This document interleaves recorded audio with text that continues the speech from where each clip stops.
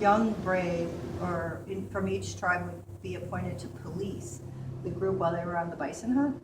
And this would be the club that they use for policing. Wow. So if you did something, if you made any noise that could have potentially scared the bison, that's when you would be disciplined. And so that's what they would use. Yeah, I guess they just whack them. So here is, this is called a roach. This is the Pawnee boys. Usually, girls and boys usually wore their braided down, one on each side. But the men, the Pawnee men, really would do their hair all different ways and wear all different kinds of hats and whatever.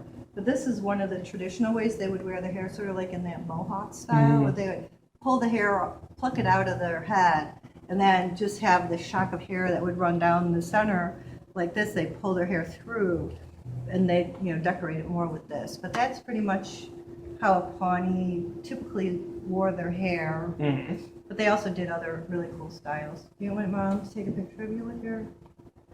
I'm videotaping all of this. Okay. Take a picture of him with the work club. COUP.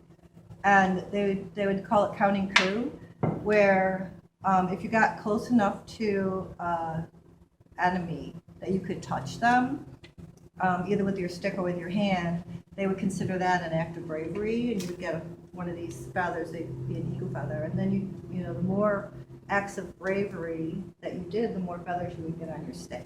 Oh wow! So that's why I don't know if you've ever seen the movie. Sometimes when they would have a battle, there'd be somebody who'd come to the front, right, and go like this with his stick, and it wasn't because they were going to hit him with this, but this would show the other people bragging rights. That's exactly right. So, this was really kind of cool thing. And then the same thing with their this is a shield and their war Is that shirt. the arrow-proof shield? They would, those feathers and ornaments would symbolize some sort of acts of bravery that they did too. Yeah. I usually don't show this to people, but this is a flint, the arrow that they would make out of flint, kind of sharp. Then once they started trading with the white people, the settlers, they started making them out of metal.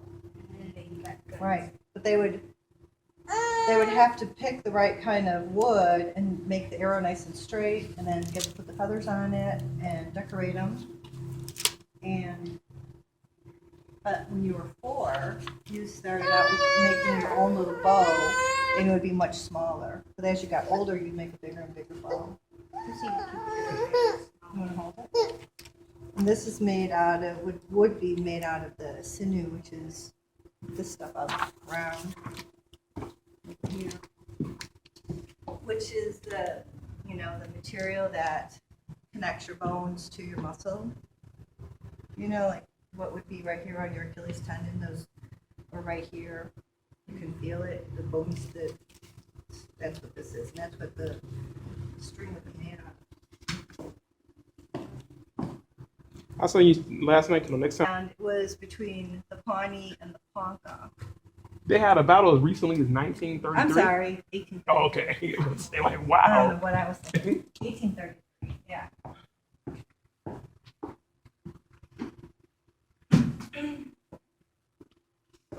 And only the men could draw figures of humans. The women were only allowed to do the geometric patterns. The what? The women could only do geometric patterns like that. Okay, it's a robe. Now, what's the deal with their heads just being like? This is what the women could do. Yeah, probably because they, cut his, maybe, I don't know if they scalped him or cut his head off or something. Oh, okay, I see. Yeah. It's signifying they're dead on the field. Yeah, I think those guys. Okay, I got you. That's what it's complete. You probably mom. That's what it would complete. Yeah, something bad must happen to him.